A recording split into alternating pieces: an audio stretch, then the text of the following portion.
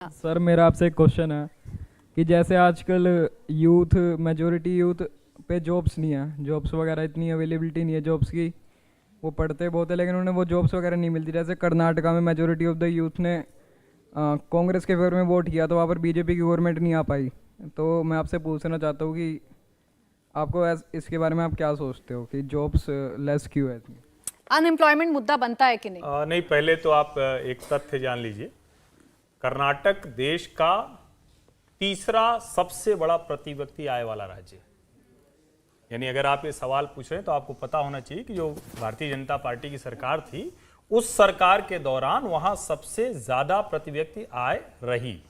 Karnataka development के लिहाज से जो देश के 5 बड़े राज्य हैं उनमें शामिल होता है। और बेंगलोर सबसे ज्यादा प्रति व्यक्ति आय का शहर है। लेकिन अगर आप जॉब्स की बात कर रहे हैं तो निश्चित तौर पर रोजगार बहुत बड़ा मुद्दा है। लेकिन ये सवाल कल भी आया था और कल भी मैंने कहा था, फिर से कह रहा हूं कि आप में से जितने लोग रोजगार के लिए देख रहे हैं उसमें एक चीज जरूर ध्यान में रखनी होगी कि इस वक्त क्या चल रहा है, क्या चीज है जिसके लिहाज से हमें रोजगार मिल सकता है। क्योंकि ज्यादातर कंपनियां जो बाहर से आ रही वो कह रही कि हमें उस स्किल सेट के लोग नहीं मिल रहे।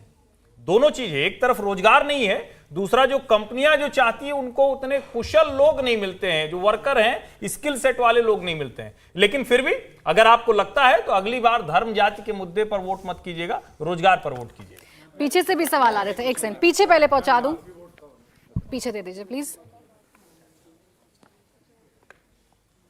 सर नमस्कार, मेरा नाम सावन है और मेरा क्योंकि जो अब सर्वे निकाला है ये महाराष्ट्र पे आ ही गया है तो मेरा सवाल सीधा महाराष्ट्र पे ही है। क्या आपको ऐसा लगता है कि बीजेपी पार्टी झुकी है? क्योंकि कहीं ना कहीं भले ही एक आप कह रहे मुख्य पार्टनर रही है वो एक नाथ शिंदे के साथ में, लेकिन देवेंद्र फडणवीस फिर भी उप मुख्यमंत्री पे उनको संतुष्ट होना पड़ा है उस पद से। तो आपको लगता है कि बड़ी पार्टी होने के बावजूद भी प्रधानमंत्री मोदी के एक नेतृत्व चुनाव वो लड़ रहे हैं लेकिन तब भी फडणवीस को बनना पड़ा उप मुख्यमंत्री, उनको मतलब संतुष्ट होना पड़ा कि हाँ ठीक है चलो सरकार में तो आखिर हम आ ही गए हैं। कॉम्प्रोमाइज करना पड़ा है। युद्ध में ये तय करना होता है कि आप क्या हासिल करना चाहते हैं। महाराष्ट्र का जिस राजनीतिक युद्ध की राजनीतिक लड़ाई का आप जिक्र कर रहे हैं उसमें भारतीय जनता पार्टी को क्या चाहिए था? क्या मुख्यमंत्री चाहिए था? बिल्कुल नहीं। उनको उद्धव ठाकरे शरद पवार की सरकार को गिराना था, खासतौर से उद्धव ठाकरे की सरकार को गिराना था। वो उन्होंने हासिल किया।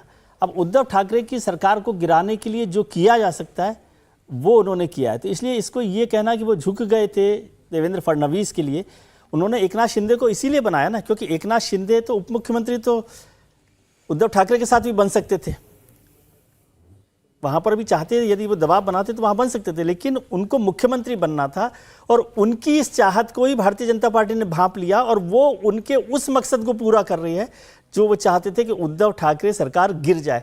जिन उद्धव ठाकरे ने उनकी वो सुबह याद कीजिए महाराष्ट्र की जब देवेंद्र फडणवीस और अजीत पवार साहब की शपथ ग्रहण का किया कराया सब बराबर हो गया था, तो उसका हिसाब भारतीय जनता पार्टी को पूरा करना था। और राजनीति में अलग अलग वक्त में जीत कहां पर होती है ये वो लोग तय करते हैं। हम लोग अलग तरीके से देखते हैं कि मुख्यमंत्री बना कि नहीं बना।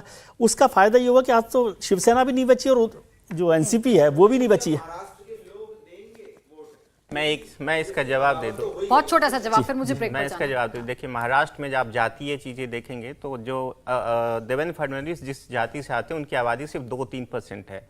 जब ये पूरा वाकया हुआ उद्धव ठाकरे गुट वाला तो एक बहुत बड़ी ब्लॉक है महाराष्ट्र में मराठा वोटर जिसकी आबादी 34-35% के आसपास ऑफिशियली है।